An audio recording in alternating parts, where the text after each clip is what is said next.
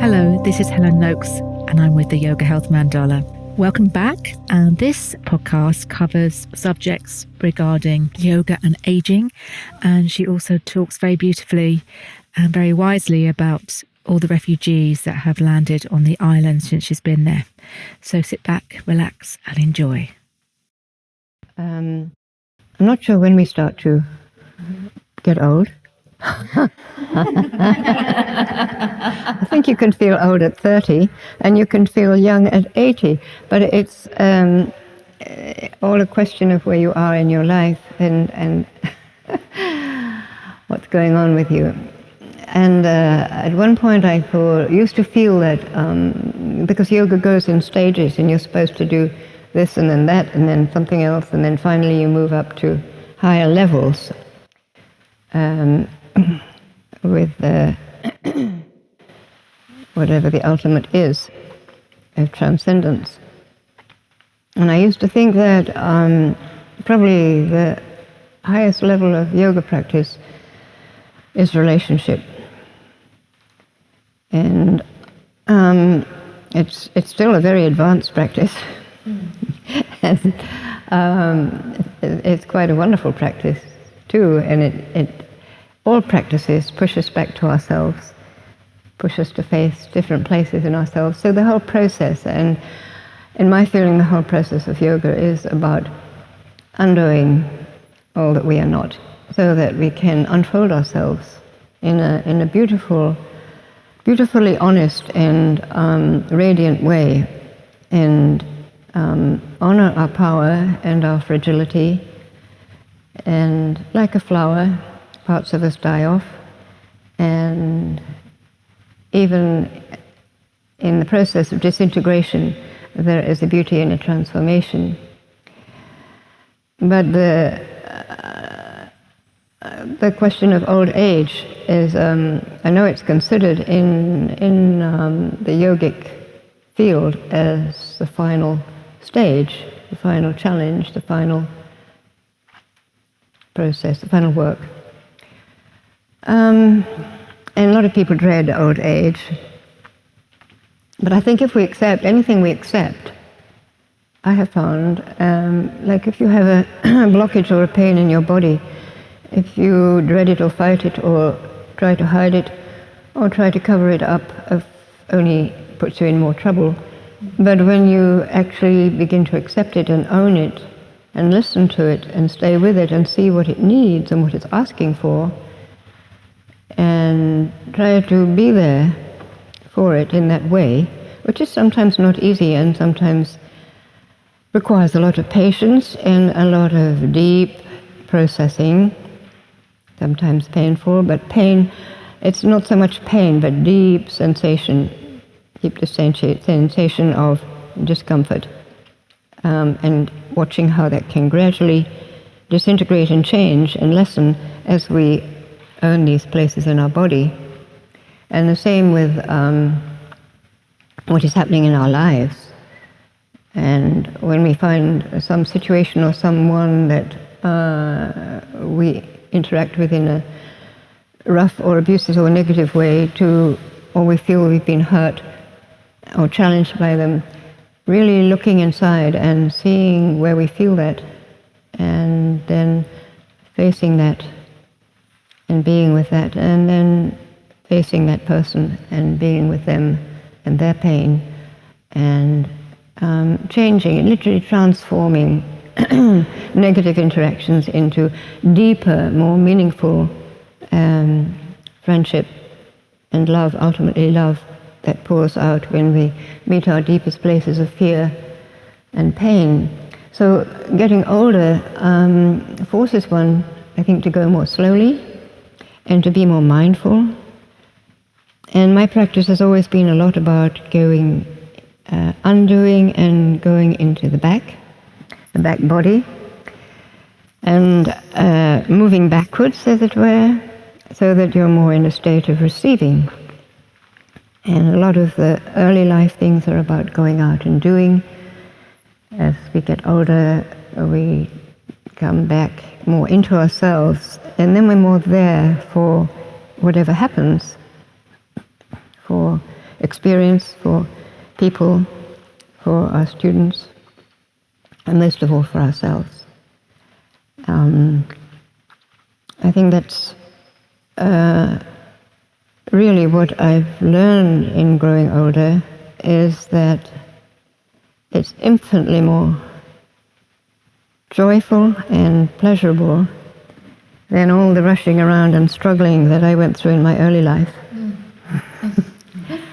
And the biggest realization is that in stepping back, one starts to receive,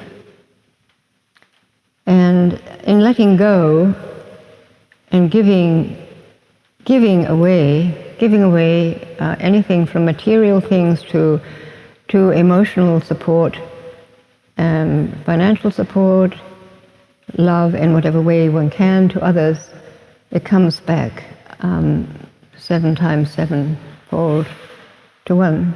And we really, I find every time I think about something that would be good if it happened or that I need, if I just step back for a little while, it appears.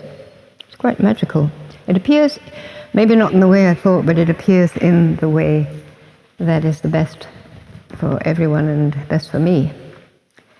And the other thing about that, and that's the other side of this chapter that has opened for me, it's been open a while, but I felt I was not really able to fulfill it.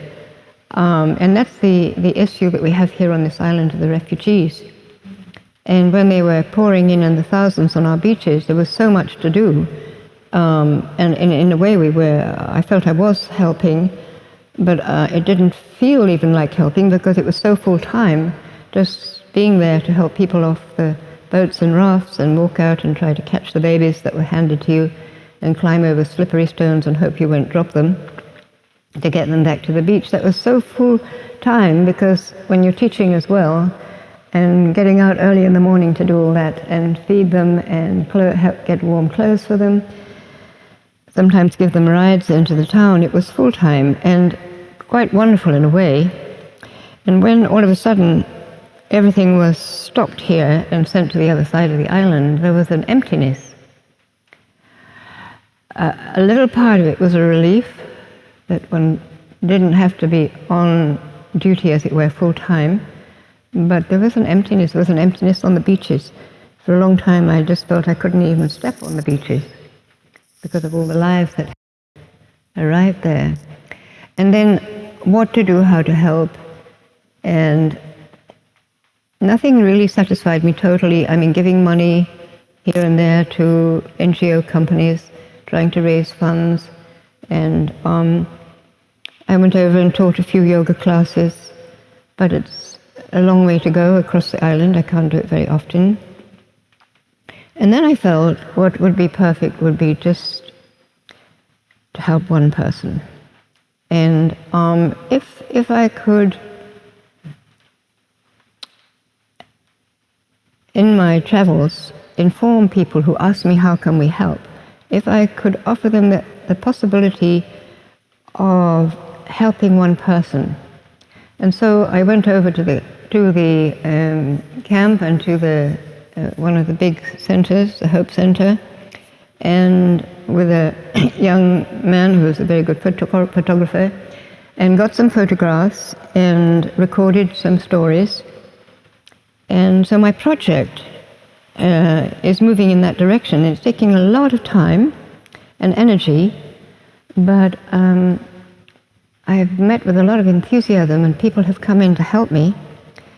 And so that's actually another big chapter that's open for me, is when I go out now to teach abroad, to take with me this possibility that you can, I suppose, it's not really adopt, but you can become like a pen friend, an email friend with a refugee who's really wonderful. They are such amazing, wonderful people. Someone you can get to know from another culture, who's been through sometimes horrific experiences, but is brave and doing their best to survive and help the world in their own way. that you can connect with them and maybe help them financially by sometimes sending them little donations so that they have enough to eat, or help them in other ways. We've helped one woman who needed a lawyer because her husband, she came from Syria, and in the camp a big fight broke out, and there was between some Syrian lads and African lads, and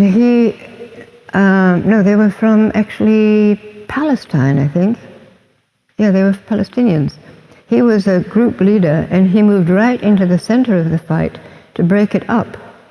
And the police arrived and arrested him and took him off without any attention to witnesses or anything else, took him off and put him in jail along with others on another island. Left his young wife with 3 small children. And she was, of course, desperate, struggling. She was getting 300 euros a month to survive on, and 150 she was sending out to this island where he was in jail so he could survive. And she needed money for a lawyer, 700 euros. And so I decided in one place to sell all my CDs and DVDs, and a friend of ours sold a lot of clothes from India that she had bought. And with all that money we made 700, and I built it up to 1,200 to help her with her family. And I think now that her husband is back with her. We're trying to get in contact with her, and I just saw a photograph yesterday, and she looks absolutely radiant. So I think it must have worked. So that kind of thing is very rewarding. And ultimately, I would say that what I have realized is that doing things not for other people, but doing them for oneself is what changes it. Because I was always raised not to think about myself, that would be selfish, and always to do things for other people. And I found that when I do something for myself, that actually it works much better. So when I do something like helping the refugees, I do it because it helps me, it makes me feel happier, and I feel my soul is enormously rewarded. And so I can thank them for coming into my life and giving me this opportunity. So I think that goes along with the gong and the bowls and the old age, that actually I'm having a great time doing things for myself.